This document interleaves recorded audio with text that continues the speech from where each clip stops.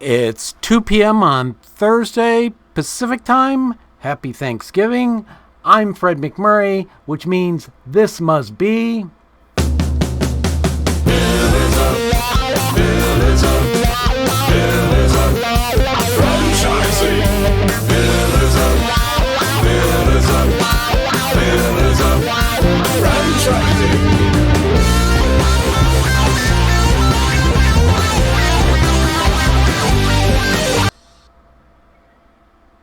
All right. Hi, and welcome to the show, Pete. Thank you, Kristin. Glad to be here. Yeah, it's nice to have you. So you're here today with BrightStar Care. And tell me a little bit about your brand. We're so excited to have you today. Yeah, so BrightStar, so we do all in-home healthcare. So we've got about 340 locations across the U.S. Started franchising back in 2005, so have been around a long time and lots of experience in the franchising arena. Shelly's son is our founder and CEO, and she's been very involved in franchising as well. Started the business on her own back in 2002, and then started franchising in 2005. So from there, there's just been some tremendous growth, and as we continue to add franchisees, we also continue to grow with different revenue streams, and have really been able to adapt quite well in the current conditions and all along the way. So tell me, is it only in-home care, or do you also have facilities? That's a great point. So we do have, one of the things that we did, we started off with in-home care, and then kind of branched out into staffing and into other opportunities as well. And then what we found was that we wanted to have the ability to provide our clients with another alternative than going into a nursing home or into some other type of senior living facility. So we created BrightStar Senior Living. And that we've got 4 locations, 2 in the Madison, Wisconsin area, 1 in Fort Wayne, Indiana, and 1 in Mason, Ohio, where we can now allow our franchisees to continue to care for that client from when they reach that point, which all of them will reach that point where they can't stay home any longer. So we do a really, really good job of keeping mom and dad and our loved ones home for as long as we possibly can. And then this gave us the opportunity to branch out with BrightStar Senior Living and do that. So it's an assisted living and a memory care community. They're smaller footprint, so they're not the big, enormous facilities that you think of. Really person-centered care, which is what we specialize in all the way through. So that's BrightStar Senior Living. Now this year we're really excited. We just completed the offering for BrightStar Care Homes, which is a smaller version yet from BrightStar Senior Living. So this will be something that will be launching.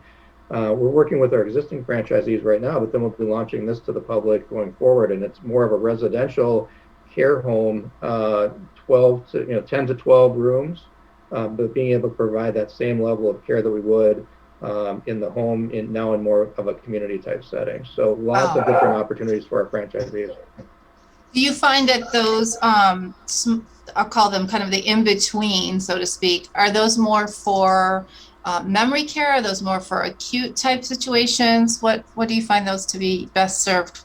So we're leaning now, it really depends on the market and what type of communities are already there. But what we're finding is we're leaning towards memory care. We do have one unit or one home that's strictly assisted living. We have another. The next few though have all been going to memory care. And what we're finding with in-home care being able to for mom and dad be able to stay home longer, moving to assisted living, that decision can be delayed a little bit. But when it's a situation where you may need to move into memory care, that's more of an immediate need.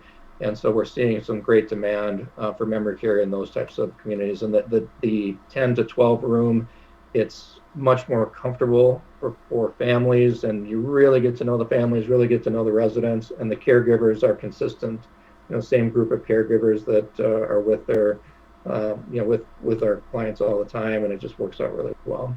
Wow. And this is really, I know when I looked at opening my franchise, one of the things that drove me to this particular industry is that the boomers are entering that stage of life where they're going to need a little extra help, and every little bit helps. So I know your industry as well is the same way.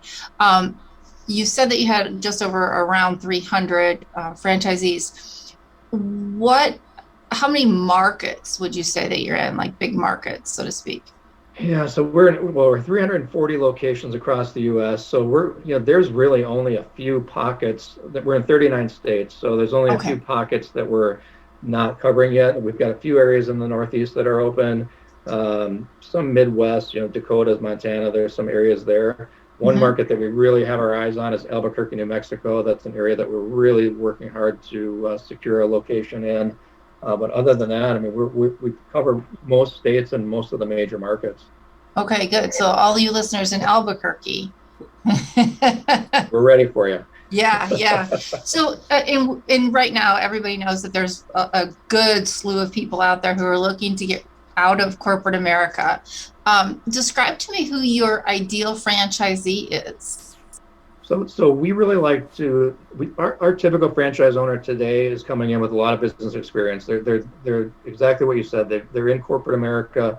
They're looking to find a different type of opportunity and looking for something that they can do on their own. And we Hmm. really attract a niche of prospective franchisees that have had some experience with home care before.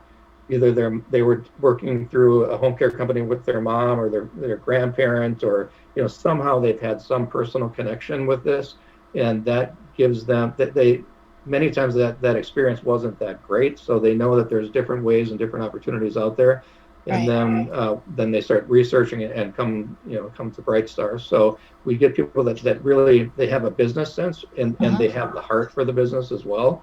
So that's what we're looking for. We love people that come in with management experience because we have franchisees that have several hundred caregivers. They're very, very Right. large units, very, very large locations. So to have that management experience is important because you're really managing almost two different businesses. You have your core business that you're operating, which is your in-home care business, but then you Hmm. also have another business which is managing your whole entire team of caregivers, and that can be a full-time role itself. And that's obviously one of the biggest challenges that we have in this industry today, and almost everywhere, is finding talent and finding recruiting Sure. caregivers. So for us, it's as important to make sure that we're working very hard on the retention side to keep Yes. the great people that we have, and work with them to bring in new folks as well. Can you tell me a little bit about the type of training and support that you offer to your franchisees after they're brought on board? Sure. So as a new owner, there's 3 different weeks of training that you'll come through.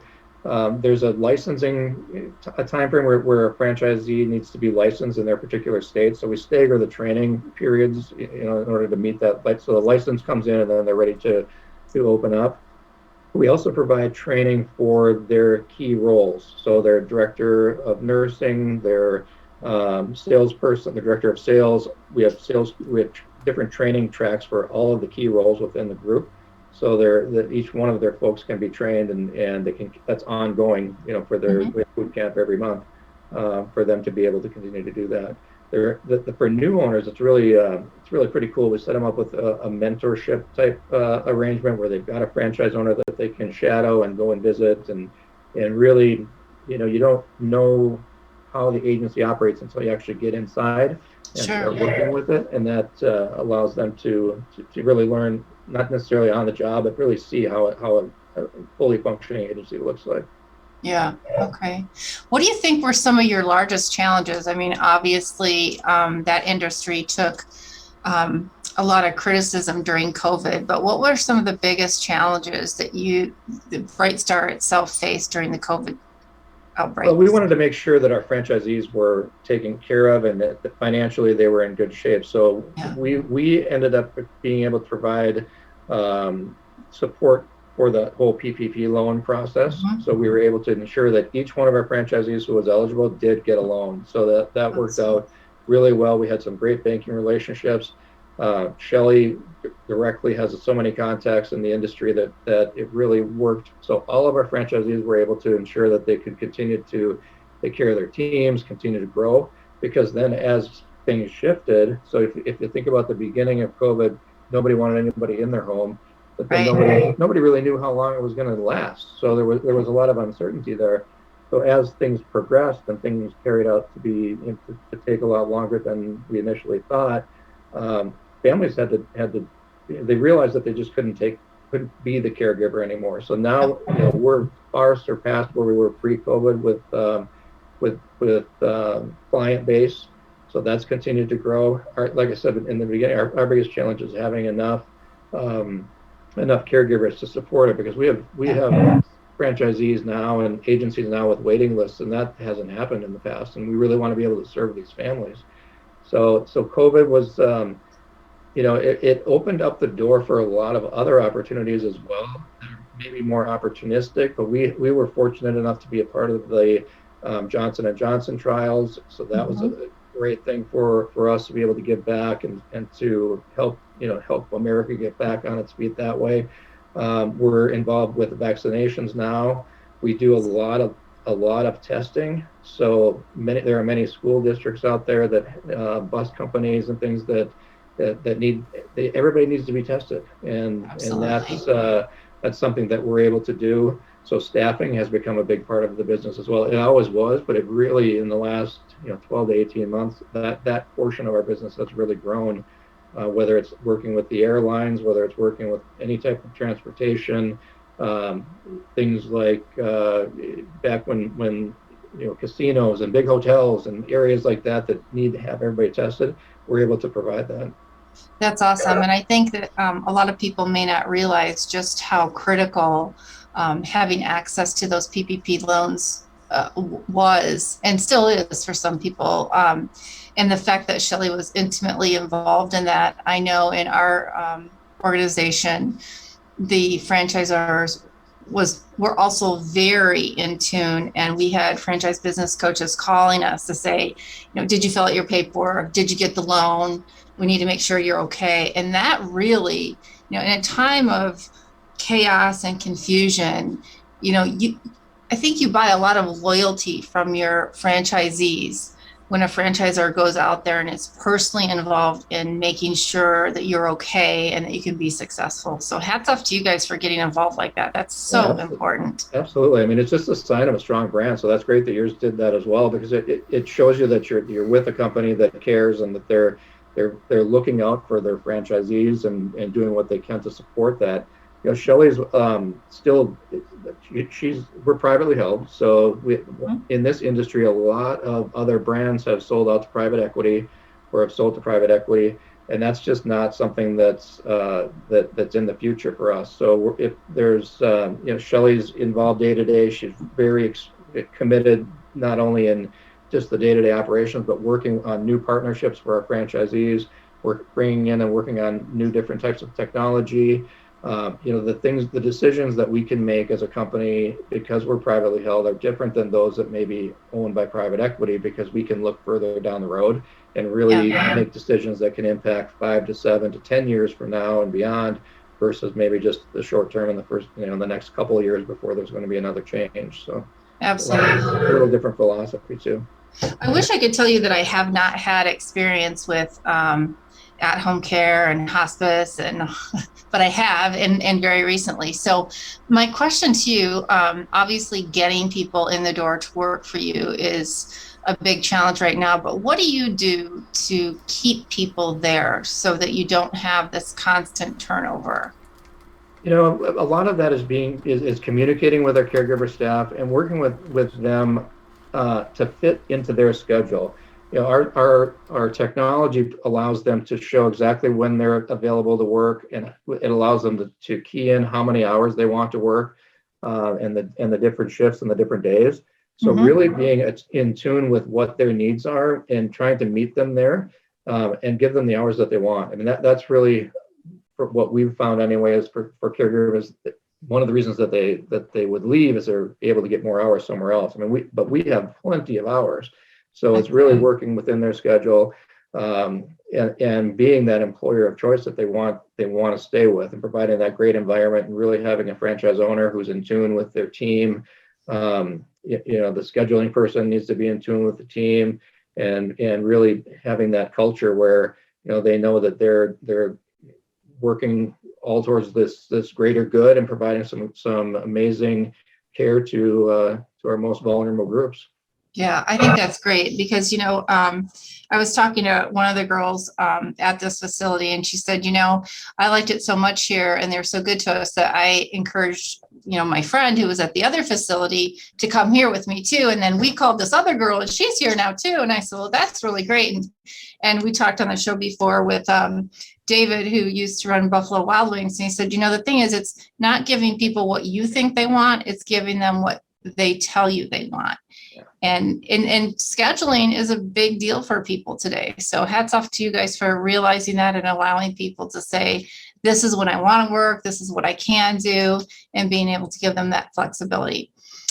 So for people out there who are thinking that this might be something that is their passion and something that they might want to try coming out of corporate America or anywhere else, tell us what's the investment to buy a BrightStar. Right. So you're looking at, anywhere from 125 to 250,000, depending on the territory and what you have for working capital and whatnot. But that's for starting a brand new agency from scratch. We have franchise owners that are coming up on renewal on their franchise agreement. So we do have those that are looking to retire as well. So we have existing opportunities available too. There's a handful of those out there. But I would plan on an investment in that 150 to 250 range, just to be safe, to have enough working capital and be ready to launch and do things the right way. We have a national accounts program that we've got a team of people that are out there landing national accounts and providing that business, hand delivering it to our franchisees. And we've had situations where we've had new franchise owners come in and they've been able to really get a good jump start on their business with that national accounts program.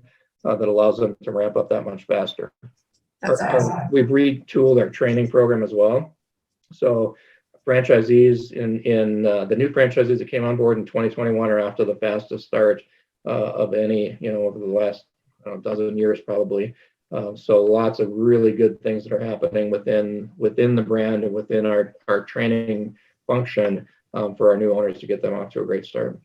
That's awesome. It sounds like a really great program. And can you tell our listeners where they and how they would contact you? We'll obviously have it at the end of the program and all of the credits and on our website along with your bio, but we'd love you to let us know right now how to get in touch with you. Yeah, I would say go to brightstarfranchising.com. That is the best spot for everybody to visit. You can go visit that website because that'll take you to both the opportunities for in-home, for BrightStar Care, our in-home agencies, and then also for BrightStar Senior Living. So you can have a chance to look at both of those opportunities, but brightstarfranchising.com. Awesome. Well, thank you so much for your time today. It's really a pleasure to speak with you, and do extend a great thank you to Sally for all the work that she's doing. And I can't wait to speak with some of your franchisees soon because it sounds like they're obviously a very supported group of people. And hopefully we'll see a BrightStar pop up here somewhere in our community, since your big national office is here in Chicago. We are there. Yes, absolutely. Excellent. Thank you so much. And we'll look forward to talking to you soon as your company continues to grow. Wonderful. Thank you. I appreciate it. All right. Have a great day, Pete. Thank you.